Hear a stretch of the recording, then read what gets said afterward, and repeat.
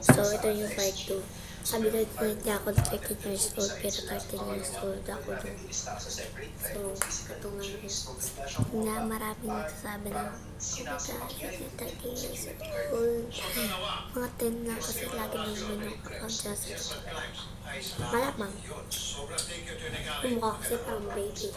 Lagi naman. So, yung mga likes ko, comment, follow. Grabe. As in, famous ko. Hindi na ako makagawa ngayon. Kasi lagi na nagbabalik. Malamang.